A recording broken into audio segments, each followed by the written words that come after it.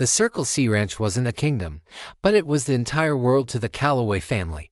It was a sprawling, hard-won piece of the Texas Panhandle, a landscape of rolling hills and endless grasslands that stretched to a horizon so distant it seemed to curve with the earth itself. The ranch house, a sturdy, two-story structure of cottonwood and stone, stood as a defiant monument to the sweat, blood, and unwavering faith of the man who had built it, Samuel Calloway. Samuel was a man as solid and as weathered as the land he worked. He ruled his small kingdom with a firm but gentle hand, his two grown sons, Matthew and Luke, his able lieutenants.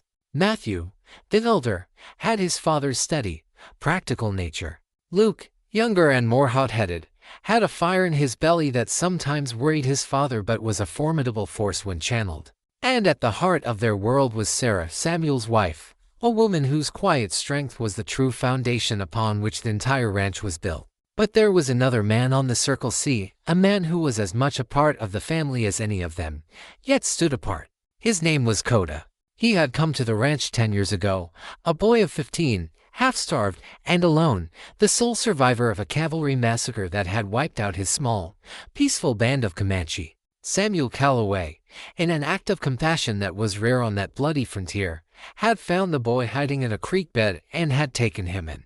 He was not a servant, nor was he a son.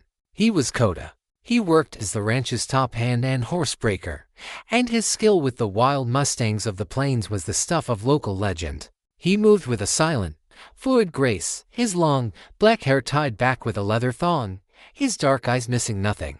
He rarely spoke, and when he did, his voice was a low, quiet rumble, his words carefully chosen. To the Calloways, he was family, a quiet, steady presence they had long since taken for granted. To the other ranch hands, he was a mystery, a man who was both one of them and a creature from another, wilder world. They respected his skill, but they kept a wary distance. They could see the ghost of the warrior that lived behind his calm, watchful eyes. The storm that was about to break over the Circle C had a human named Jedediah Kane. Kane was a new and vicious kind of predator on the plains. He was a rustler, but he didn't just steal cattle. He stole the land itself. He and his gang of 20 hardened killers would target isolated ranches, run off the stock, kill any who resisted, and then, using a forged Spanish land grant and a bought-and paid-for judge in a distant town, lay legal claim to the abandoned property. He was a land pirate, and he had just set his sights on the rich, well-watered pastures of the Circle C. The first sign of trouble had come a week ago. A Circle C line rider had been found dead, shot in the back. The local sheriff, a timid man who knew better than to cross a man like Kane, had called it a hunting accident. Samuel Calloway had called it a warning. This afternoon, the warning had escalated. As Samuel and his sons were riding their southern fence line, they were ambushed. A dozen of Kane's men, firing from the cover of a rocky outcrop, had pinned them down. It was a clear, unambiguous message: leave or die. The Calloways had fought back with a rancher's grim determination, but they were outnumbered and outgunned. Luke had taken a bullet in the leg, a nasty but not life-threatening wound. It was Coda who had saved them. He had been breaking a new horse in a nearby corral when he'd heard the shots. He appeared on the ridge behind the ambushers like a phantom, his Winchester barking, his sudden, unexpected attack from their rear throwing them into confusion and giving the Calloways the chance to make a fighting retreat back to the ranch house. Now, as twilight settled, a tense, expectant quiet fell over the Circle C. The ranch had become a fortress. The other hands, seeing the writing on the wall, had all deserted, taking their pay and riding off, leaving only the family. They were alone. Samuel, his face a grim mask, was checking their supply of ammunition. Matthew was reinforcing the doors and windows. Sarah was tending to Luke's leg in the kitchen, her face calm but her eyes filled with a mother's fierce, terrified love. Coda stood on the porch, staring out at the darkening plains. He was not looking at the sunset. He was reading the signs. He saw the way the cattle were bunched together, a sign of their unease. He saw a flock of birds take flight from a distant grove of trees, a sign of men moving where none should be. He could feel it in the air, in the sudden stillness of the wind. They were coming. Kane and his whole pack. They were coming to finish the job. Samuel Calloway came to stand beside him. "They'll come tonight, won't they?" the old man asked, his voice heavy. Coda did not take his eyes from the horizon. "Yes," he said, his voice a low, quiet rumble. "They will come with the dark." "We can't beat them, Coda," Samuel said, a note of despair in his voice. "There's too many of them. We're just ranchers." Coda finally turned to look at the old man who had saved his life, the man who was the only father he had ever truly known. A flicker of something ancient and hard and dangerous lit his dark eyes. "You are a rancher, Samuel," he said, his voice quiet but filled with a new, chilling authority. "But I am not." He turned and walked back into the house, not towards the guns the Calloways were preparing, but towards his own small room. He was no longer just the quiet horsebreaker.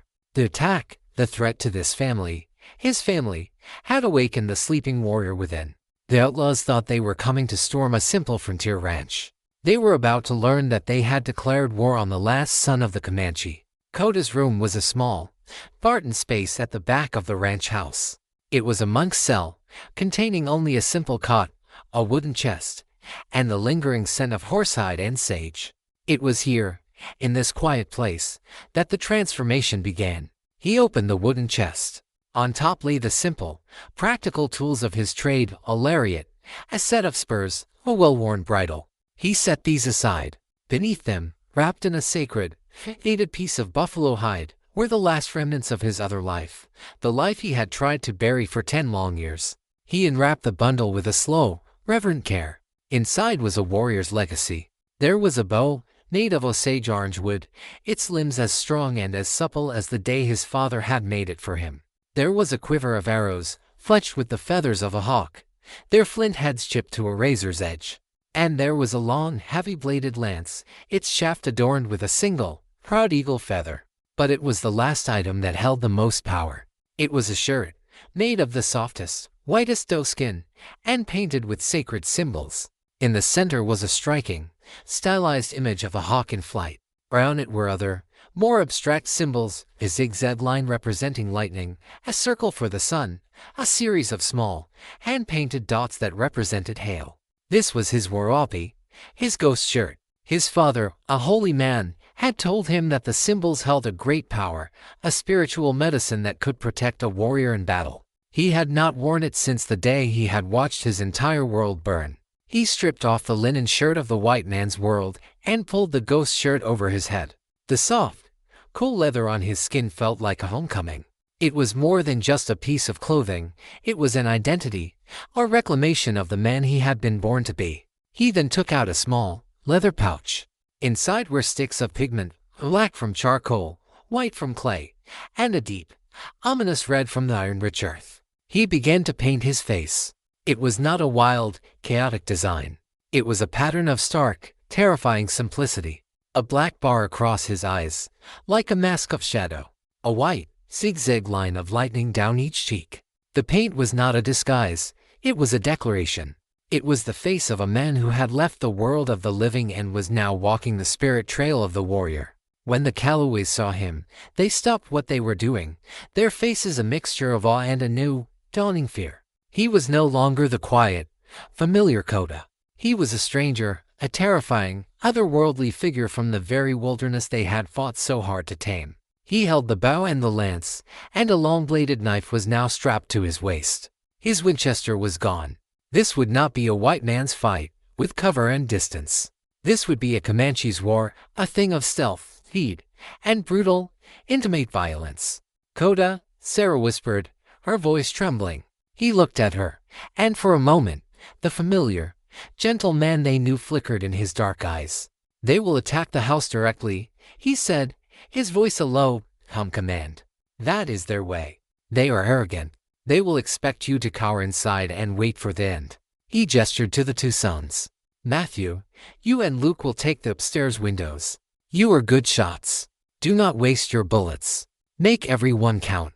Samuel," he said, turning to the old man, "you will guard the main door. Do not unbar it for any reason. Sarah, you will stay with Luke. You will reload for them. You will be their eyes." He was not asking them. He was telling them. He was the war chief now, and they were his soldiers. "And you?" Samuel asked, his voice a hoarse whisper. "Where will you be?" A cold, grim smile, a thing they had never seen before, touched Coda's lips. "I will not be in the house," he said. "A wolf does not fight from inside the pen. He fights from the shadows. I will be the ghost they do not see coming." He turned and walked to the back door of the kitchen. "Bar this door behind me," he said, "and do not open it for anyone." He slipped out into the deep twilight, a silent, painted specter. He did not head for the barn or the corrals. He melted into the tall grass of the prairie, disappearing into the coming night as if he were a part of it. The Calloways, their hearts pounding with a new, strange mixture of terror and hope, slid the heavy iron bar across the door, sealing themselves in their fortress. The ranch was now a baited trap. And outside, in the vast, watching darkness, the hunter was silently, patiently, stalking the wolves. The night descended on the circle scene not with a gentle peace, but with a heavy, pregnant silence.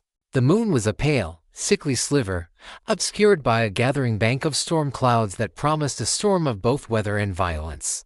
Inside the ranch house, the Calloways were in position, their hearts a frantic drumbeat in the quiet. Every creak of the old house, every rustle of the wind, was the sound of approaching death. Outside, Coda moved with a silence that was more than just stealth. It was a profound, spiritual attunement to the world around him. He did not crawl on his belly. He walked, his body a low, fluid shadow, his feet seeming to know the placement of every stone, every patch of dry, noisy grass. He was not just moving through the darkness, he was wearing it like a cloak. He circled wide around the ranch house, putting himself between the coming attackers and their target. He found his position in a shallow, brush-choked arroyo about a quarter of a mile from the house. From here, he could see the main trail, and he would be downwind. He settled into wait, his patience as vast and as deep as the night sky. He was not just a warrior waiting for a battle. He was a predator, and he was letting his prey come to him. He did not have to wait long. He smelled them before he saw them, the scent of whiskey, and washed bodies, and cheap, store-bought tobacco, a foul and natural odor on the clean night air.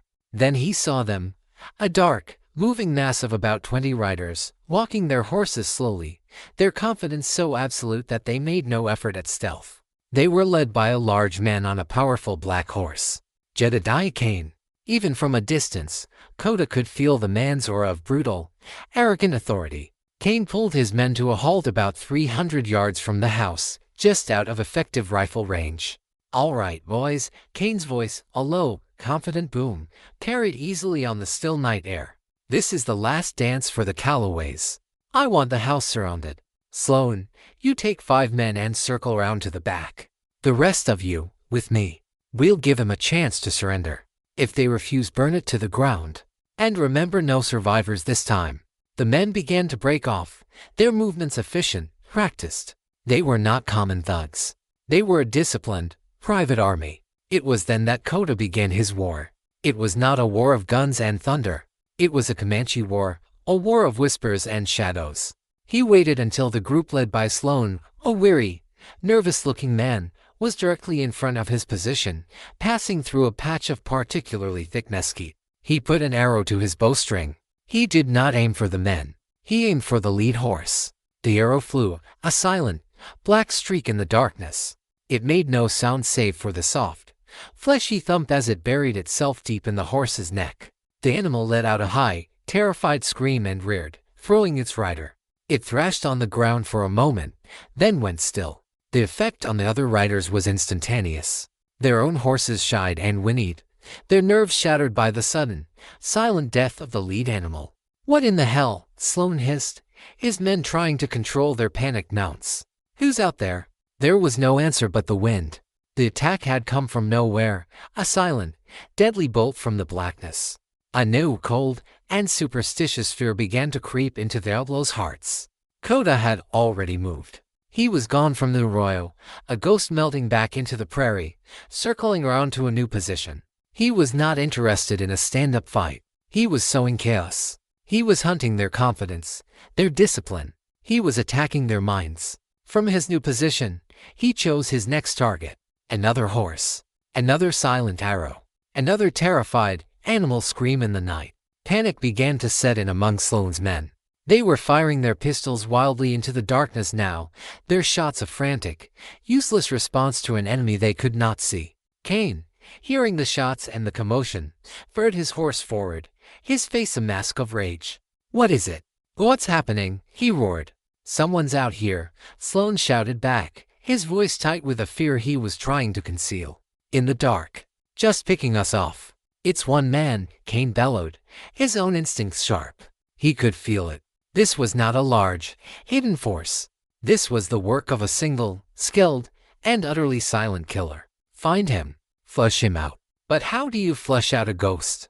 Kota was no longer in his second position. He was moving again, a relentless, flowing shadow. He was using the outlaws' own noise, their panicked shouts and random gunshots, to cover his own movements. He was a whisper in a storm of their own making.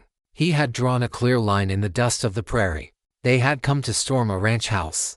But to get to it, they would first have to pass through him. They would have to survive the wrath of the Comanche who was now hunting them, one silent, terrifying arrow at a time, from a darkness that had become his greatest and most deadly ally. The battle for the Circle C became a symphony, and Kota was its conductor. The instruments were not violins and cellos, but fear, chaos, and the sudden, silent death that flew on the fletched wings of his arrows. His strategy was not to kill them all, not yet. It was to dismantle them, to break their spirit, to turn their superior numbers from a strength into a panicked, and wieldy liability. He moved in a wide, relentless circle around the besieged ranch house, a phantom on the periphery of their vision. They knew he was out there. They could feel him, but they could not find him. He would strike from one direction, an arrow felling a horse, a thrown rock clattering against a helmet to make a man flinch, and by the time they had wheeled around to fire at the spot, he was gone, only to strike moments later from a completely different direction. He was playing with them, a deadly serious game of hide-and-seek. He was not just a warrior, he was a psychologist of terror. He understood that the unseen enemy is always the most frightening. He became a whisper on the wind, a shadow that moved in their blind spots, a ghost story come to life. Inside the ranch house, the Calloways listened to the strange, sporadic battle unfolding outside. They heard the panicked shouts of the outlaws, the random, frustrated crack of their pistols, the terrified screams of their horses. But they heard no war cries, no thunder of an organized attack. "What is he doing?" Luke whispered from his position at the upstairs window, his wounded leg propped up on a stool, his rifle held ready. "He's breaking them," Matthew replied, his voice a low murmur of awe. He had grown up with Kota, had always respected his skill, but this was something else entirely. This was the work of a master. "He's taking them apart, piece by piece, before they even get to our door." Jedediah Kane, a man accustomed to being the predator, was now experiencing the unfamiliar and deeply unsettling sensation of being the prey. His men were becoming unglued.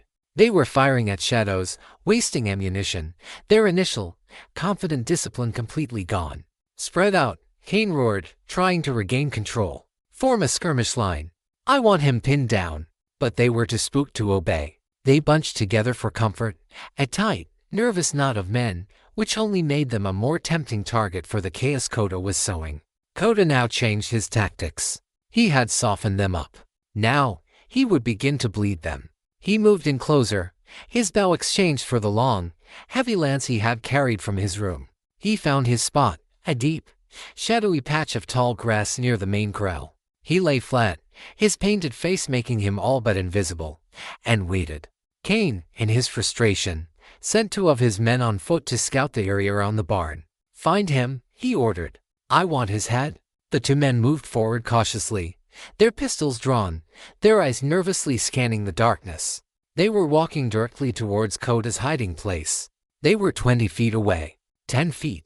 Kota exploded from the grass. He was not a man, but a blur of motion, a primal force of violence.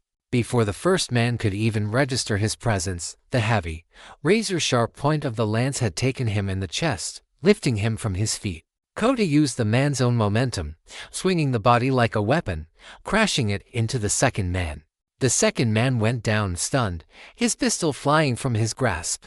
Kota was on him in an instant, the long, silent blade of his knife ending the fight with a brutal finality. It was over in 3 seconds. 2 of Kane's men were dead, and the only sound had been a single, choked-off gasp.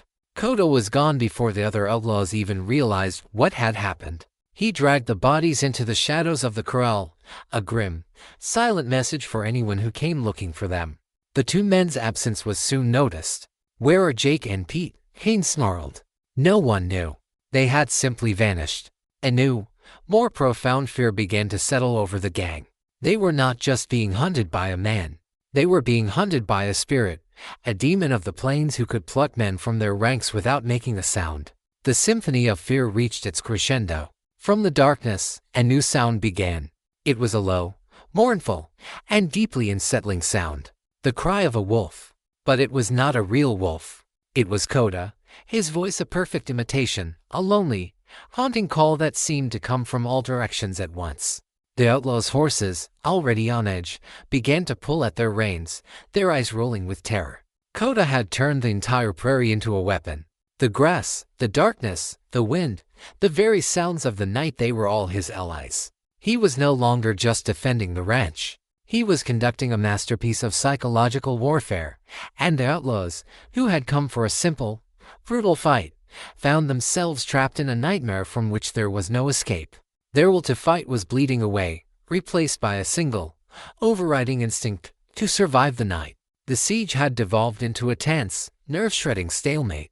Kane's men, their numbers now reduced by a handful, had finally taken cover, a scattered, disorganized ring of frightened men huddled behind rocks and in shallow gullies. The phantom that haunted the darkness had forced them to abandon their plan of a direct assault. They were now the besieged, pinned down by an enemy they couldn't see, their courage evaporating with every passing, silent minute. Jedediah Kane was a man consumed by a cold, black rage. He had been outmaneuvered, outfought, and humiliated by a single, unseen adversary. His authority over his men was crumbling. He needed to do something decisive, to regain the initiative and break the will of the defenders, both inside and outside the house. His eyes fell on the large, hay-filled barn that stood about 100 yards from the main house. It was a perfect target. Fire was a weapon of terror, a primal force that could break even the strongest of spirits. "Sullen's group," he bellowed into the darkness. "Where are you? Report." A nervous voice called back from the far side of the ranch complex. "We're here, boss. We can't get close to the house. He's everywhere." "Forget the house," Kane roared. "The barn. I want you to burn the barn. Now." It was a desperate, brutal order, and it was a fatal mistake. It revealed his position and his intention to the two separate forces that were now arrayed against him. Inside the house, Matthew Calloway, his face grim in the lamplight, heard the order. "They're going for the barn," he said, his voice a low, urgent whisper to his father. From his position in the darkness, Coda also heard. He had been expecting this. Fire was the white man's answer to a problem he couldn't solve with bullets. He knew that the barn was more than just a building to the Calloways. It was the heart of their operation, the storehouse for their winter feed, the shelter for their best stock. Its loss would be a crippling blow. He had to stop them. He began to move, a silent, deadly shadow, circling around towards the back of the barn, anticipating the path Sloane's men would have to take. Sloane and his four remaining men began their cautious, creeping advance towards the barn. They moved in a tight group, their fear making them huddle together for protection, a fatal error in tactics. The first indication they had that they were not alone was the soft, almost inaudible thwip of a bowstring. The man in the lead of their small group grunted, a look of shocked surprise on his face, and then pitched forward, an arrow protruding from his back. Before the others could even react, Coda was among them. He exploded from the shadow of a water trough, a whirlwind of controlled, lethal fury. He was not using arrows now. This was close work. This was the work of the knife and the tomahawk. The fight was a brutal, swirling melee in the darkness. Coda was not just a man fighting for others. He was a force, a storm. He moved with a speed and a grace that seemed supernatural. He ducked under a wild pistol shot, his tomahawk swinging at a short, deadly arc that ended the fight for that gunman. He spun, his long knife a blur of silver in the faint moonlight, parrying a clumsy knife thrust from another and responding with a precise, final cut. Sloane, his face a mask of pure terror, managed to get off one wild shot that kicked up dust at Coda's feet before he turned and ran, a panicked, screaming flight back towards the main group. Coda let him go. The man's terror was a more potent weapon now than his death would be. The entire, brutal confrontation had lasted less than 10 seconds. 3 more of Kane's men lay dead in the dust. The barn was safe, but the fight had not been without cost. As Kota stood over the bodies, his chest heaving, he felt a sharp, searing pain in his left side. In the chaos of the melee, one of the men's dying, flailing knife thrusts had found its mark, a lucky, desperate blow that had sliced through his buckskin shirt and deep into the muscle beneath. He ignored the pain. He had work to do. He knew that the failed attempt to burn the barn would be the last straw for Kane. The outlaw leader's rage would now be absolute. The time for stealth and fear was over. The final, desperate, all-out assault on the house was coming. He faded back into the darkness, making his way back towards the ranch house, the warm, sticky feel of his own blood a grim reminder of his own mortality. He had to warn them. He had to get back inside, to join the final defense. The lone warrior's shadow war was over. The time had come for the last, desperate stand of the Cowboy family, and the Comanche who had adopted them as his own. The pain in Kota's side was a hot, insistent fire, a constant reminder of the lucky blade that had found him in the dark. He pressed his hand to the wound, the blood warm and slick between his fingers. He knew the wound was deep, a dangerous, debilitating injury that would slow him down, that would rob him of the speed and agility that were his greatest weapons. He made his way back to the rear of the ranch house, moving with a new, pained slowness. The symphony of fear he had conducted on the prairie was over, its final, bloody notes having been played out in the shadow of the barn. Now, he could hear a new sound building, the sound of Kane, roaring orders, his voice raw with a frustrated, homicidal fury. He was gathering his remaining men, a force of perhaps a dozen, for a final, desperate charge. Kota reached the back door of the kitchen, the same door he had slipped out of an eternity ago. He gave a low, soft whistle, the prearranged signal, the call of the prairie owl. Inside, the Callaways heard it. Samuel, his face etched with a new, deep anxiety, hesitated. "It could be a trick," he whispered. "No," Sarah said, her voice filled with an unshakable certainty. "It's him." She unbarred the door. Kota stumbled in, his painted face pale beneath the stark black and white, his left side a dark, glistening stain. He leaned heavily against the door frame, his breath coming in ragged, shallow gasps. Sarah's gasp was a mixture of shock and a physician's immediate, clinical concern. "You're hurt," she said, rushing to his side. "It is nothing," he grunted, pushing himself upright, his pride warring with the pain. But his body betrayed him. He swayed, and would have fallen if not for Matthew and Samuel rushing to support him. They helped him to the large, sturdy kitchen table.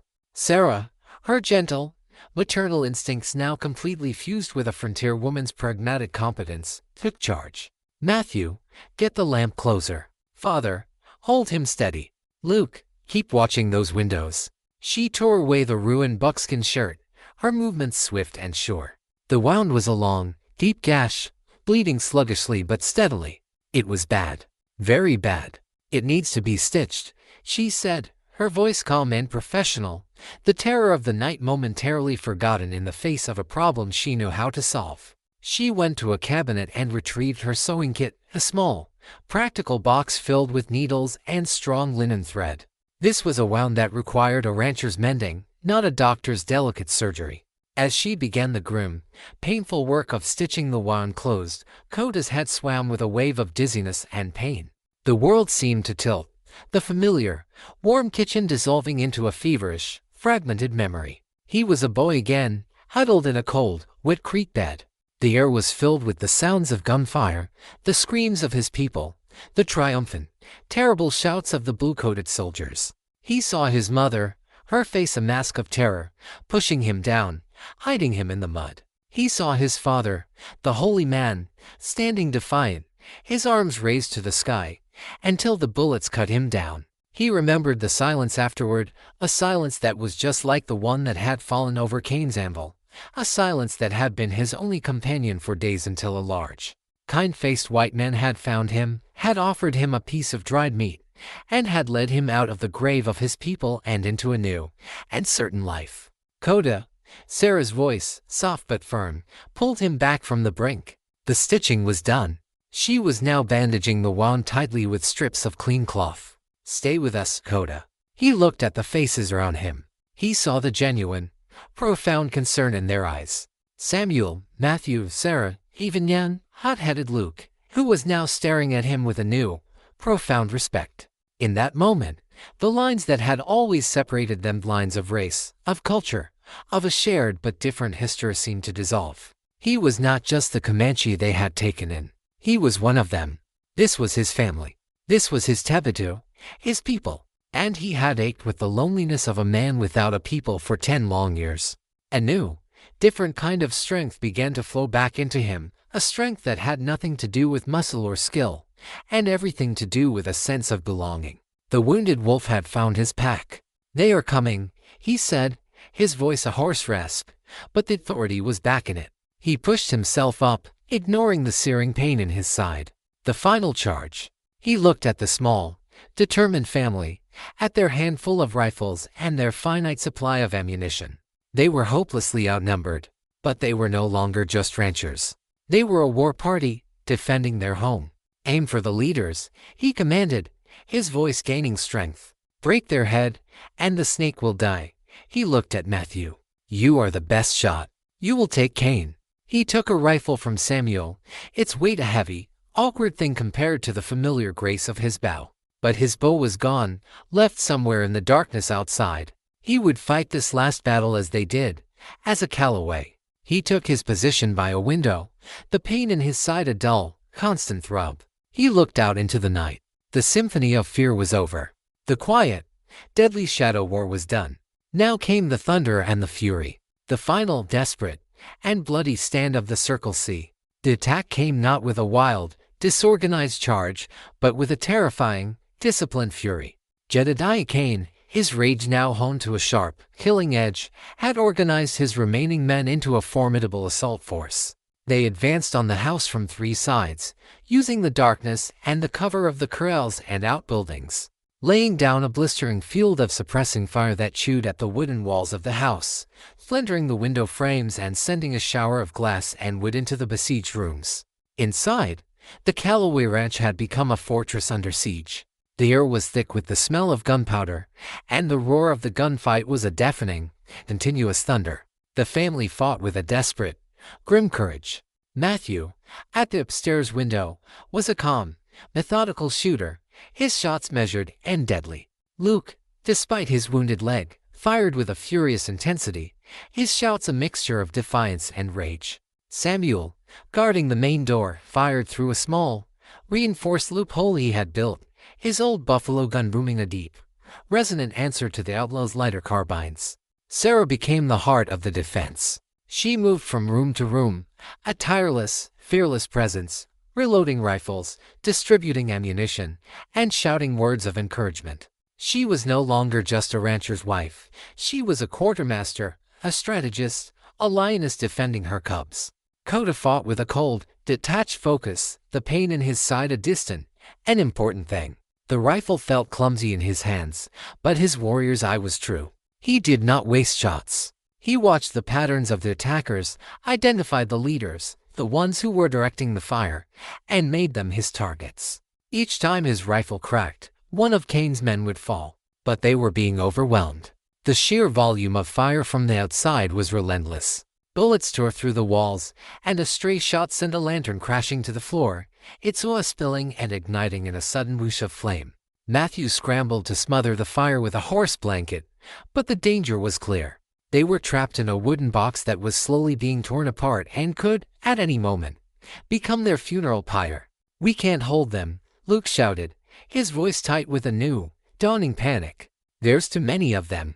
It was then that Cain made his final, decisive move. Under the cover of their blistering fire, 2 of his men, carrying a massive, heavy log, made a desperate, suicidal run for the front door. Samuel saw them coming.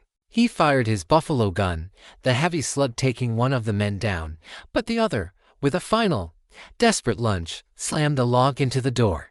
The sound was a deep, bone-jarring boom that shook the entire house. The heavy iron bar that secured the door bent, and the wood splintered. They were coming again. "The door won't hold," Samuel roared, his face pale. This was the breaking point. This was the moment the defense would crumble. It was Coda who saw the only way out. It was a desperate, insane gamble, a move that went against every defensive instinct. "Samuel," he called out, his voice a sharp, clear command over the din. The next time they hit the door, open it. The old man stared at him, his face a mask of uncomprehending shock. "What? Are you insane?" "Do it," Coda commanded. "Trust me." He turned to Matthew. "Be ready." The two remaining men with the battering ram came again, a fresh wave of outlaws behind them, ready to pour through the breach. They drew the log back for the final, door-shattering blow. "Now, Samuel," Coda roared.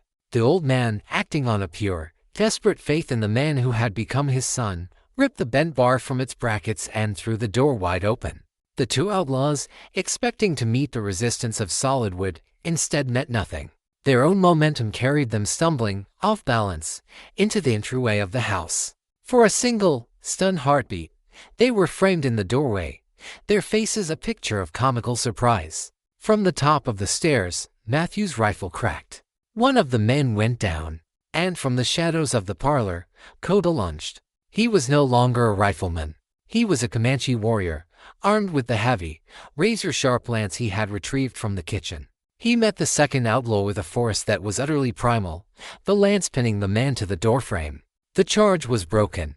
The outlaws who had been poised to pour through the door now found their path blocked by the bodies of their comrades and by the terrifying, painted figure of the warrior who had appeared as if from nowhere. But their hesitation was only momentary.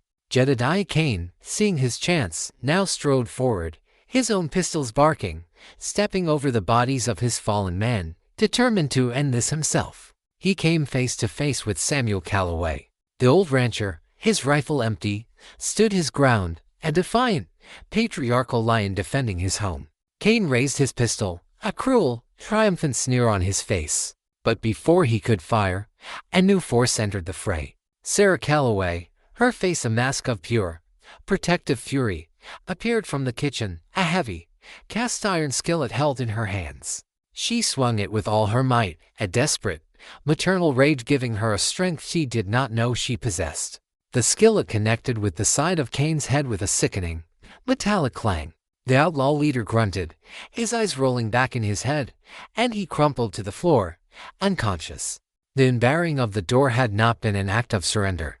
It had been the springing of a final, desperate, and brutally effective trap.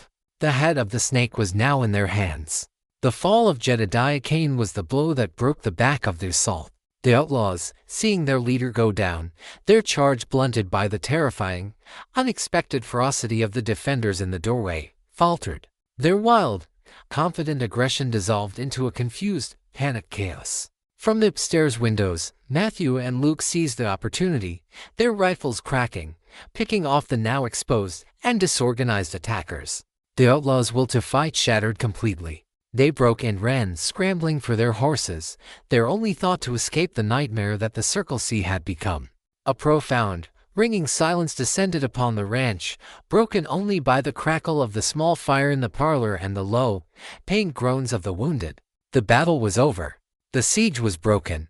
They dragged the unconscious form of Kane into the center of the room. Samuel Calloway stood over the man who had tried to destroy his world, his face a mixture of triumph and a deep, weary sadness. He looked around his home, at the splintered walls, the shattered windows, the bodies of the dead outlaws in his doorway. They had won, but the cost was written in the blood and the wreckage that surrounded them. It was then that the other storm, the one that had been threatening on the horizon all night, finally broke. A low rumble of thunder, which had been a distant and noticed counterpoint to the gunfight, now grew to a deafening roar. A flash of lightning lit up the ravaged room, and the heavens opened. Rain began to fall, a torrential, cleansing downpour that drummed on the roof and washed the blood from the dust outside.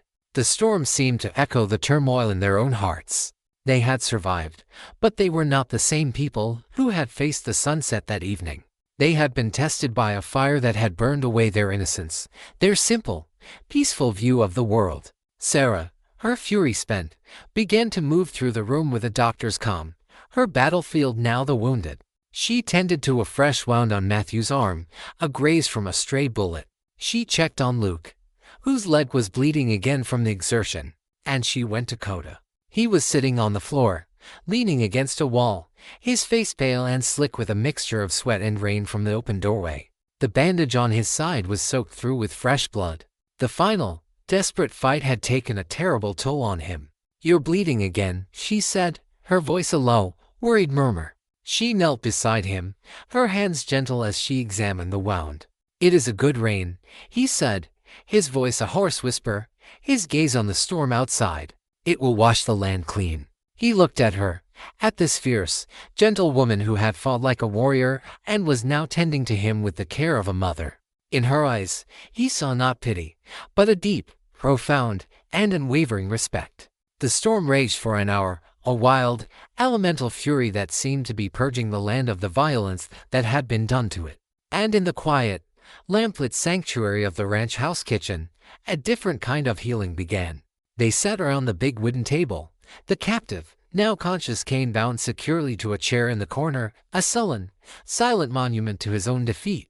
They were not victors celebrating a triumph. They were survivors, a family, taking stock of what they had lost and what they had, against all odds, managed to keep.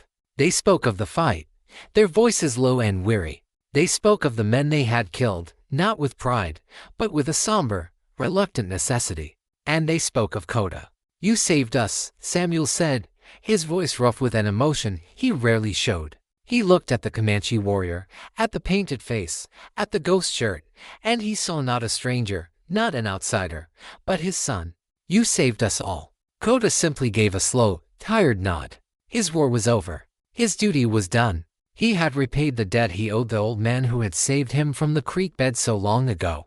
As the storm began to subside, its fury spent, and no quiet dawn began to break, its pale, clean light filtering through the broken windows. The rain had washed the world clean. It had washed the blood from the ground, the gunpowder from the air, and it had washed away the last of the barriers that had separated the quiet Comanche warrior from the family that had, in this night of fire and thunder, truly and irrevocably become his own. The morning after the storm was a time of grim, necessary work. The Cowboy men, their faces etched with a sleepless exhaustion, began the task of cleansing their home. They carried the bodies of the dead outlaws to a far corner of the ranch and buried them in a single and marked grave, a final, anonymous testament to a battle that would never be recorded in any official history. Jedediah Cain, his hands and feet bound, was a sullen, hateful presence in the corner of the parlor. The fight was gone from him, replaced by a cold, simmering fury. He refused to speak, refused to eat. He simply stared, his eyes promising a future retribution that everyone in the room knew would never come. The question of what to do with him was a heavy one. The nearest town with a real sheriff was a 3-day ride away, and the journey would be a dangerous one. "We should hang him," Luke said, his voice a low, hard growl, his youthful face a mask of cold fury. "Hang him from the big cottonwood by the creek. It's what he deserves." "No," Samuel said, his voice firm. "We are not murderers. We are ranchers. We will take him to the law. We will do this the right way." It was Coda, sitting quietly by the fire, his side a dull, constant ache, who offered the third option.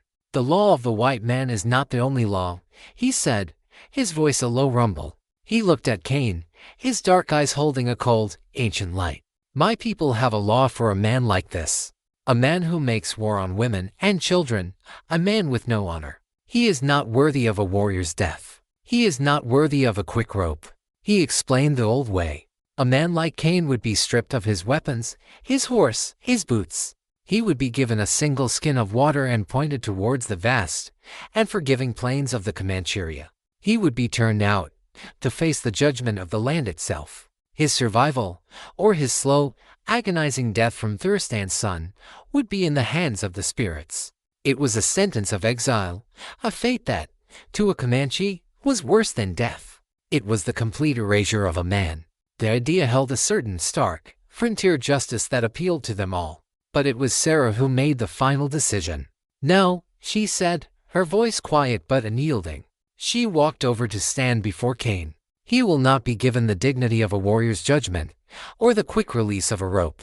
He will face a judge, and he will be put in a cage, a small, dark cell, for the rest of his life. He will live out his days with nothing but the memory of his own failures for company. For a man like him, a man whose entire life is built on power and freedom, that is the cruelest punishment of all." Her wisdom, born of a deep understanding of the man who had tried to destroy her, silenced all further debate. And so, 2 days later, when they were all strong enough to travel, they rode out. Samuel, Matthew, and Luke, with their prisoner securely tied to a horse, took the trail to the county seat. Sarah remained behind to manage the ranch, to begin the long, slow work of rebuilding. And Coda stayed with her. His wound was still healing, and he was in no condition for a long ride. But there was another, deeper reason. A silent and spoken understanding had passed between them. His place was here now. In the quiet days that followed, a new, comfortable rhythm developed between them. They worked together, repairing the damage to the house, tending to the stock. They spoke little, but their shared silence was filled with a deep, mutual respect and a growing, unspoken affection. She was no longer just the rancher's wife, and he was no longer just the Comanche hand. They were two survivors, two warriors, who had found in each other a quiet, steady strength. One evening, as they sat on the porch, watching the stars emerge in the clear, clean sky, Sarah finally asked the question that had been hovering between them. "Will you stay, Coda?" she asked, her voice soft in the twilight. "For good." He was silent for a long time, his gaze on the distant, dark line of the horizon. He thought of the long, lonely trail that had been his life. He thought of his people, a memory that was both a pain and a source of pride. And he thought of this place, this family, this woman who had shown him that a tabitu, a people, was not just a thing of blood, but a thing of the heart. "My spirit will always be Comanche," he said, his voice a low, thoughtful murmur. "But my home is here, at the Circle C." It was all she needed to hear. The price of his soul, the price of his belonging, had been paid in full, in a night of terror and a storm of cleansing rain. The return of the Cowboy men a week later was a quiet, understated triumph. They had delivered Jedediah Cain to the law, and the story of the siege of the Circle C had already begun its journey into local legend. The timid sheriff, bolstered by the capture of such a notorious outlaw, had even promised to send a permanent deputy to the small town of Redemption, a sign that the valley's isolation was, perhaps, coming to an end. But the real change was not in the town, but at the ranch itself. A new sense of balance, of order, had been forged in the crucible of the attack. Samuel Calloway, while still the patriarch, now looked to his sons, and to Coda, with a new respect, acknowledging them not as boys, but as men who had stood with him and fought for their home. Matthew's quiet steadiness and Luke's fiery spirit had been tempered and proven. And Coda was no longer an outsider who lived in their midst. He was the heart of their defense, the quiet, steady center of their strength. He still spoke little, but his presence was a powerful, reassuring thing. The painted warrior had receded, but the quiet, watchful confidence remained. He had found a way to be both Comanche and Calloway, a bridge between the two worlds that had defined his life. Sarah, too, was transformed. She was no longer just the rancher's wife, the gentle heart of the home. She was a leader, a strategist, a woman who had faced down the devil and had not blinked. She had found a strength within herself she had never known she possessed, a strength that was now woven into the very fabric of the ranch and the family. The seasons turned. The scars on the ranch house were repaired, the bullet holes filled, the broken windows replaced.